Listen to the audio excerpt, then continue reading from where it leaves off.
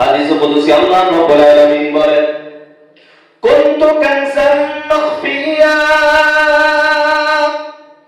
আল্লাহ রাব্বুল আলামিন বলে, আমি একটা লুকায়িত সম্পদ ছিলাম, কেউ আমারে চিনত না, আমার কোনো পরিচয় ছিল না। কে বলতেছেন? আল্লাহ রাব্বুল আলামিন বলেন, আমি একটা লুকায়িত সম্পদ, আমারে কেউ চিনত না, আমার কোনো পরিচয় ছিল না। ফাআহবাবতু আন উরাফা, আমার এটা পছন্দ হলো যে আমি আমার নিজের পরিচয়টা দেই। আল্লাহ বলতেছেন, আমার এটা পছন্দ হলো যে আমি আমার পরিচয়টা দেই। তো কেমনে পরিচয় দিব? কাকে পরিচয় দিব?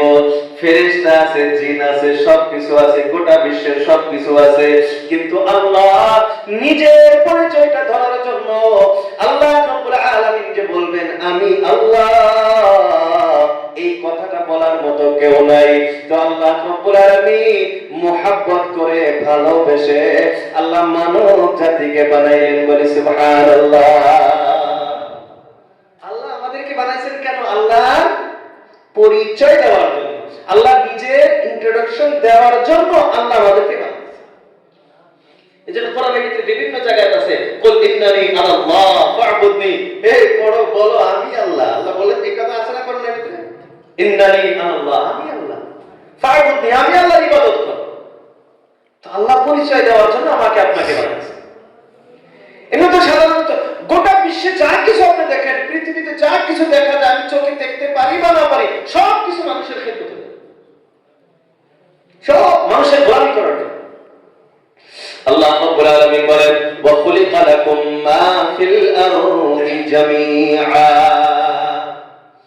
আল্লাহ রাব্বুল আলামিন জানিয়ে দিলেন, ওয়া খুলিকা লাকুম, তোমাদের উপকারের জন্য সৃষ্টি করা হয়েছে, তোমাদের কাজের জন্য, তোমাদের গোলামি করার জন্য, তোমাদের দাসত্ব করার জন্য সৃষ্টি করা হয়েছে, তোমাদের ফায়দার জন্য সৃষ্টি করা হয়েছে।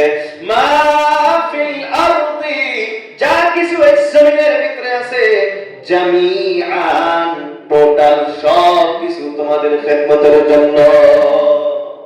এর আল্লাহর বলা, পৃথিবীতে যা কিছু দেখেন সব কিছু মানুষের উপকারের জন্য। বলি সুবহানাল্লাহ। ইন্দুর আছে, ইন্দুর, ইন্দুর ছিল তো? জি, ইন্দুর। এটা মানুষের উপকার করে কি? কথা কয় না, উপকারের জন্য বলা নাই। ইন্দুর মানুষের উপকারের জন্য বলা নাই আল্লাহ। আল্লাহ। বাংলাদেশের একটা ডক্টর আছে, ডক্টর নাবিল, চিনি তো আমরা? মজল ভাইরা চিনি না আমরা? ডক্টর নাবিল, ওনার বক্তব্য শোনা লাগে।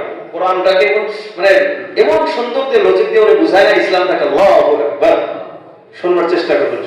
উনি ওই দিন বলতেছে একটা বক্তব্যের ভিতরে ইন্দুরের একটা গবেষণা নিয়ে বলতেছে যে ইন্দুর, আল্লাহ রাব্বুল আলামিন এমন একটা মখলুক ইন্দুর, যে ইন্দুরকে প্রত্যেকটা মানুষের থ্যাংক ইউ বলা দরকার। প্রত্যেকটা মানুষ ইন্দুরকে কি বলা দরকার? থ্যাংক ইউ, ধন্যবাদ জানানো দরকার। কেন? পৃথিবীতে যত মেডিসিন তৈরি হয়, যত মেডিসিন পৃথিবীতে তৈরি হয়, সর্বপ্রথম এই মেডিসিনটা প্রয়োগ করা হয় ইন্দুরের উপরে। প্রথম কোন জায়গায়?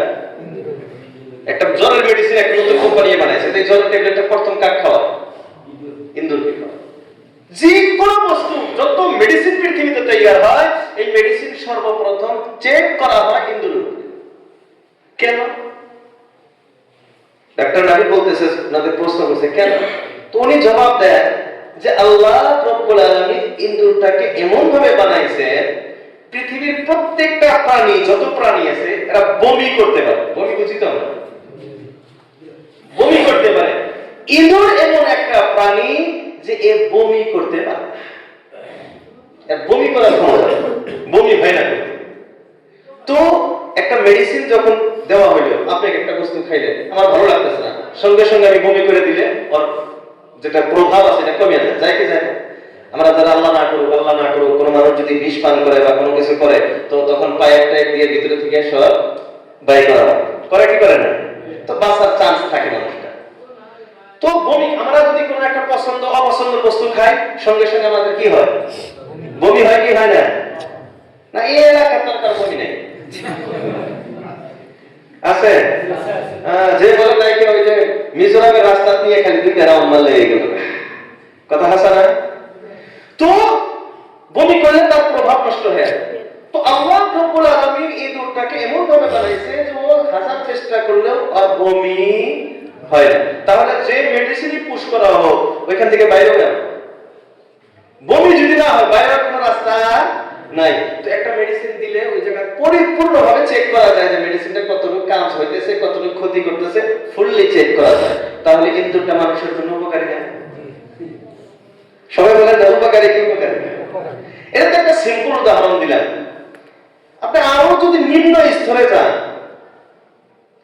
ল্যাট্রিন বাথরুমের ভিতরে এখন তো ট্যাঙ্কি সব তো একদম পাকা করা, কিছু দেখা যায় না। আগের যুগে ছিল আর ভিতরে কেউ পারতে এইভাবে লড়াচড়া করতো, সাদা সাদা পোক ছিল না, ঘৃণা করে দেখে। এটাও যে আল্লাহ আমাদের জন্য কত গর্ব করে বানাইছেন চিন্তা করছেন কোনদিন? ওইটা যদি না থাকতো এই পৃথিবীটা দুর্গন্ধে থাকা নাই। কথা ঠিক না? এভাবে আপনি একটা একটা জিনিস যদি আপনি চিন্তা করেন দেখবেন পৃথিবীতে যত সৃষ্টিজীব আছে সমস্ত সৃষ্টিজীবকে আল্লাহ রাব্বুল আলামিন শুধুমাত্র এই মানুষের খেদমতের জন্য বানাইছে। সুবহানাল্লাহ। তাহলে প্রশ্ন হয় না যে মানুষের জন্য আল্লাহ গোটা বিশ্ববাসী খাদিম বানায় দিল, গোটা বিশ্ববাসীকে গোলাম বানায় দিল, দাস দাসী বানায় দিল, তাহলে আল্লাহ মানুষ কেন বানাইলেন? সমস্ত মখলুক আল্লাহ বানাইলেন মানুষের খেদমতের জন্য, তো আল্লাহ মানুষকে কেন বানাইলেন? নিজে মহব্বত করে ভালোবেসে কেন? বলে নিজের পরিচয় দেওয়ার জন্য। তো মানুষের কাজ কি? বলে মানুষ আল্লাহকে চিনবে। মানুষকে আল্লাহ কেন বানাইছেন? মানুষ আল্লাহকে চিনবে। আল্লাহ রাব্বুল আলামিন